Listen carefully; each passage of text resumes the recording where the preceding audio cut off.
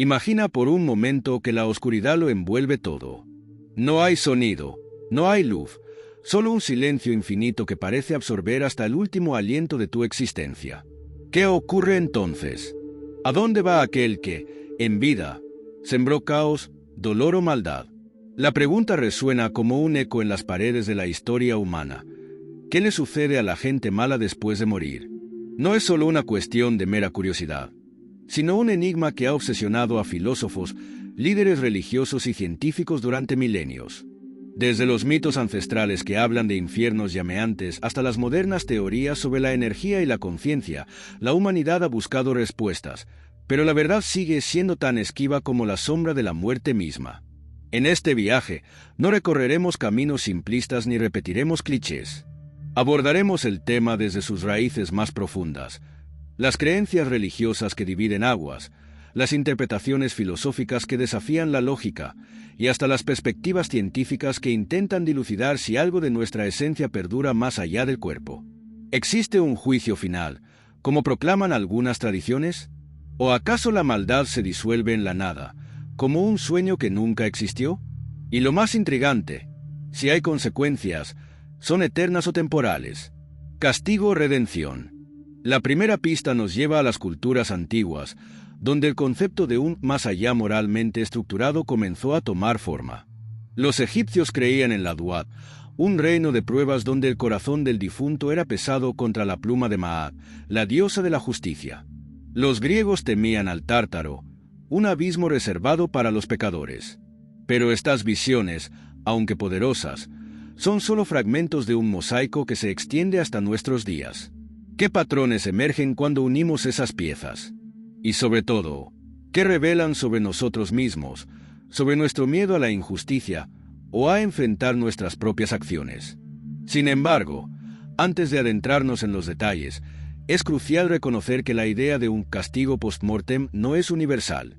Algunas filosofías orientales, como el budismo, evitan la dicotomía absoluta de buenos y malos, enfocándose en el karma, una ley de causa y efecto que trasciende la muerte, pero no como premio o condena, sino como una cadena de consecuencias que moldean futuras reencarnaciones.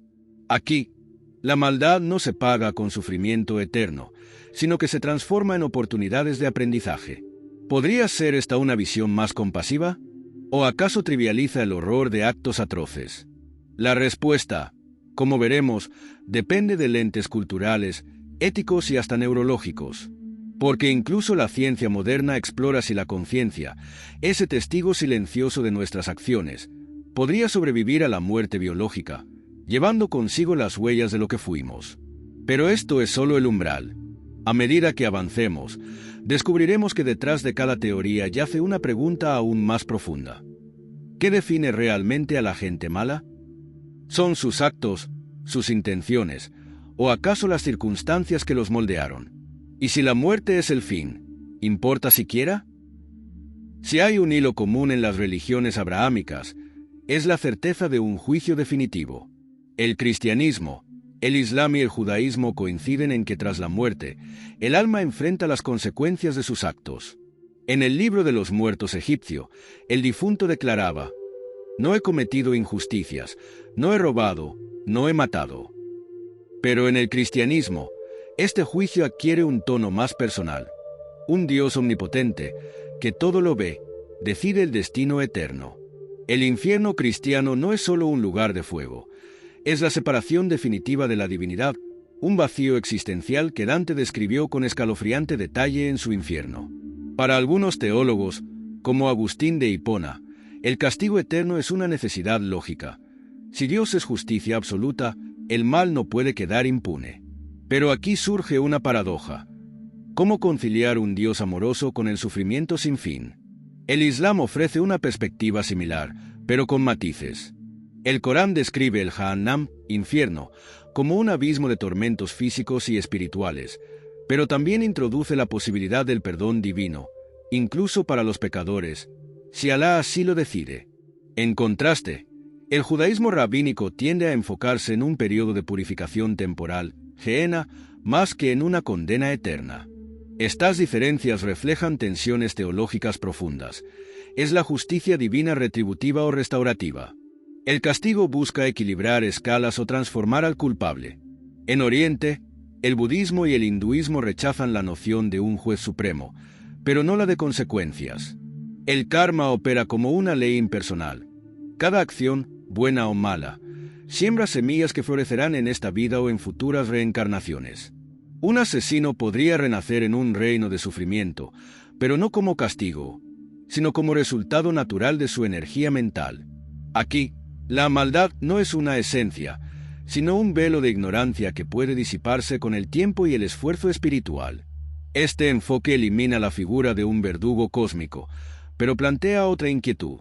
Si no hay un yo permanente, según la doctrina de la Anatta, ¿quién es exactamente el que sufre las consecuencias? La ciencia, por su parte, se enfrenta a un dilema.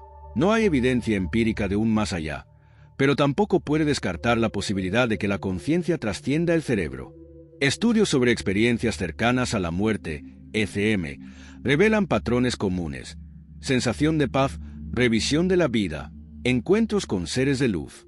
Algunos interpretan esto como indicios de un juicio personal, donde el individuo evalúa sus propias acciones ante una presencia benevolente. ¿Podría ser este un mecanismo neurológico, una alucinación inducida por la falta de oxígeno? O, como sugieren místicos y algunos científicos, una ventana a una realidad no física? Pero incluso si aceptáramos que algo sobrevive, ¿qué determina su destino? ¿Acaso un criminal empedernido, producto de abusos y traumas, merece el mismo fin que alguien que eligió el mal por placer? Esta pregunta nos lleva al terreno pantanoso del libre albedrío versus el determinismo. Si nuestras acciones están condicionadas por genética, ambiente y circunstancias, ¿dónde queda la responsabilidad moral? Y en consecuencia, ¿qué tipo de justicia podría aplicarse tras la muerte? Immanuel Kant argumentaba que la moralidad exige creer en la inmortalidad del alma. Solo así el bien podría ser recompensado y el mal castigado en una proporción infinita. Pero Nietzsche, por el contrario, veía en la idea del infierno una herramienta de control, un modo de infundir miedo y obediencia. ¿Son las doctrinas del castigo eterno reflejos de nuestra sed de justicia o de nuestra incapacidad para aceptar que el universo podría ser indiferente? El existencialismo añade otra capa. Si no hay un diseño divino, somos nosotros quienes creamos el significado de bueno y malo. Jean-Paul Sartre proclamaba que el infierno son los otros, pero quizás sea más preciso decir que el infierno es la carga de nuestra libertad. Si en vida nos definimos por elecciones auténticas o de mala fe, ¿qué queda de nosotros al morir? ¿Una esencia fija, determinada por nuestros actos, o la nada? Aquí, el concepto de identidad personal se vuelve crucial. El filósofo Derek Parfit sostenía que no somos entidades inmutables, sino una sucesión de experiencias y memorias. Si el yo de hace 10 años es distinto al de hoy, ¿quién sería juzgado tras la muerte? ¿Una versión pasada de nosotros mismos? Este enfoque socava la idea tradicional de culpa eterna, sugiriendo que la identidad es fluida y fragmentaria. Pero volvamos a la pregunta original: ¿qué ocurre con los malos? Si aceptamos que la maldad es relativa, un dictador para unos es un héroe para otros, ¿cómo podría existir un juicio objetivo? Las religiones resuelven esto apelando a una moralidad divina, absoluta. Sin embargo, en un universo secular, la respuesta se complica. El escritor Albert Camus sugería que, en un mundo sin Dios, la única justicia posible es la que construimos entre humanos. Pero, ¿qué pasa cuando la muerte elimina incluso esa posibilidad? La psicología aporta otra perspectiva. Muchos criminales muestran rasgos de trastornos mentales, abuso infantil o daño cerebral. Si la biografía de una persona está marcada por el dolor, ¿su maldad es realmente suya? El debate entre naturaleza y crianza se intensifica. Si no hay libre albedrío en sentido estricto, ¿puede alguien ser culpable? Y si no, ¿qué sentido tiene un castigo post-mortem? Curiosamente, algunas tradiciones ocultistas y esotéricas proponen que tras la muerte, el individuo enfrenta una autopurificación. Sin jueces externos, el alma revisa sus errores y elige corregirlos en nuevas vidas. Esta visión, similar a ciertas interpretaciones del budismo, convierte el castigo en un proceso de aprendizaje. ¿Es esta una forma más evolucionada de justicia? O, como critican algunos, ¿Una manera de eludir la necesidad de responsabilidad inmediata? Al final, la pregunta ¿qué le sucede a la gente mala después de morir? Es un espejo que refleja nuestras más profundas angustias y anhelos. Queremos creer que el universo es justo, que los crímenes no quedan impunes, que el dolor infligido será compensado. Pero también tememos que, en el fondo, la existencia sea un caos sin sentido, donde lo bueno y lo malo se diluyan en la misma oscuridad. Las religiones ofrecen respuestas reconfortantes, pero llenas de paradojas. La ciencia calla, limitada por su método. La filosofía nos deja con más preguntas. Quizás la verdadera lección no esté en la respuesta, sino en la pregunta misma. Al interrogarnos sobre el destino de los malos, en realidad estamos explorando qué significa ser humano. ¿Somos entidades merecedoras de premio o castigo, o simplemente animales complejos, productos de circunstancias impersonales? Si hay algo que todas las tradiciones coinciden es que la muerte nos iguala. Ya sea en el cielo, el infierno, el nirvana o la nada, el final físico es inevitable.